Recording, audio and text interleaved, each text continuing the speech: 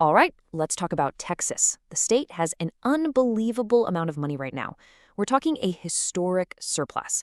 And what they've decided to do with all that cash, well, it reveals some really big bets they're making on the future. So the big question is, where did all those billions actually go? Let's follow the money.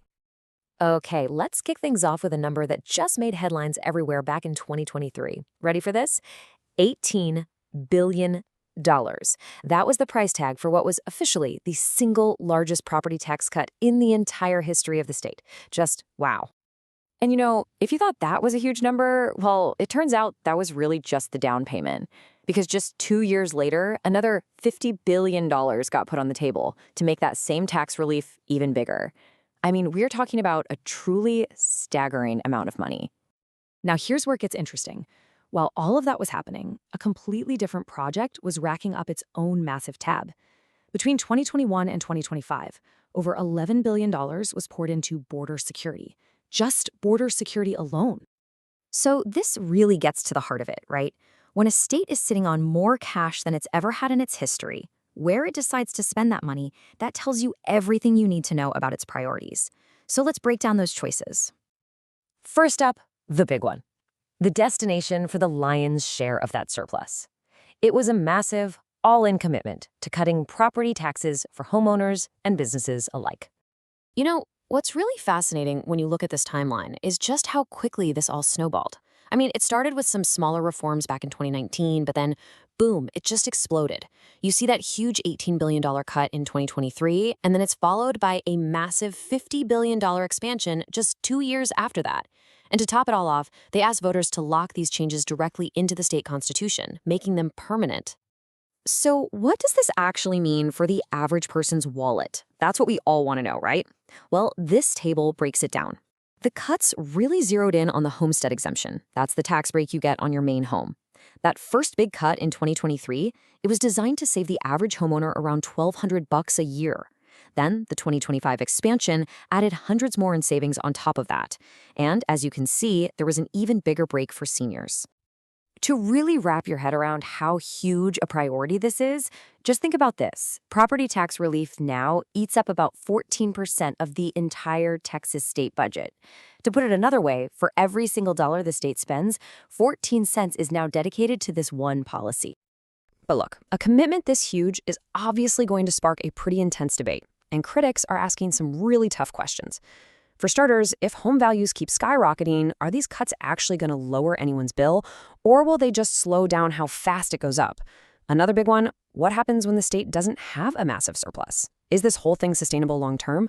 And finally, how are local cities and schools supposed to budget and function when the state has so much control over their main source of income? Okay, let's shift gears to the second major investment. And this one is a multi-billion-dollar border security initiative that honestly marks a really dramatic shift in how the state of Texas operates. So, the centerpiece of all this spending is an initiative called Operation Lone Star. It was launched back in 2021, and it puts thousands of state troopers and National Guard members right on the border. What's so significant here is that the state is basically taking on jobs, like building its own barriers and arresting migrants on state charges, that have almost always been handled by the federal government. That's a huge change. And the price tag for all this? Well, it's just immense. Independent estimates put the total cost to Texas taxpayers just from 2021 through 2025 at over $11 billion. Let that sink in. And that's not all. On top of all that state funding, the governor also kicked off a private fundraising campaign for a border wall. And that effort actually pulled in over $54 million in private donations. But here's a really surprising detail when you look into where that money actually came from. Almost all of it, we're talking over $53 million of that $54 million, came from just one single person, a billionaire donor from out of state. So the billion-dollar question is, what are the results? Well, the state points to some really big numbers, which you can see here on the left. Hundreds of thousands of apprehensions, tens of thousands of arrests. But on the other side, you have independent reporting from outlets like the Texas Tribune and ProPublica that raises some serious questions. They found that some of these statistics were actually inflated with arrests that happened miles away from the border. They also point out that this massive spending doesn't always line up with the actual trends in border crossings, which makes you wonder just how cost-effective the whole operation really is. Okay, so we've got tens of billions of dollars going to tax cuts and tens of billions going to the border. That is a huge commitment of resources. But as we all know, every budget choice involves a trade-off. So to get the full picture, we have to look at the other side of the ledger.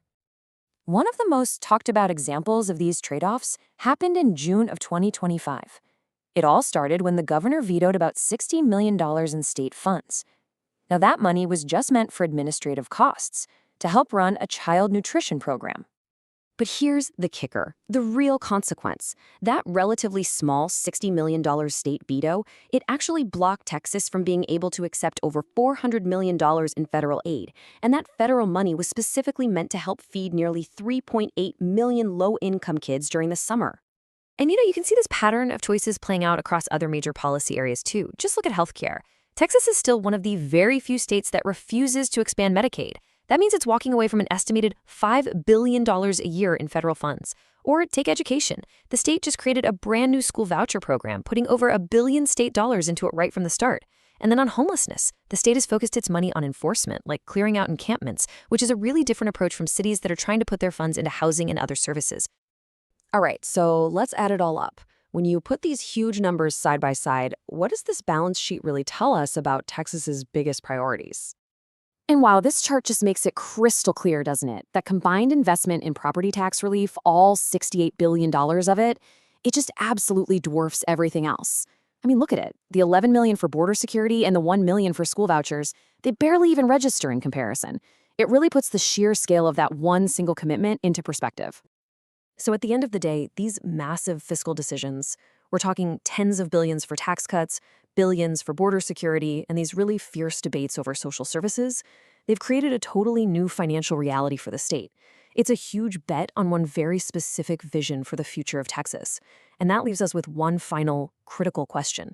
What is the long-term return on this historic investment really going to be?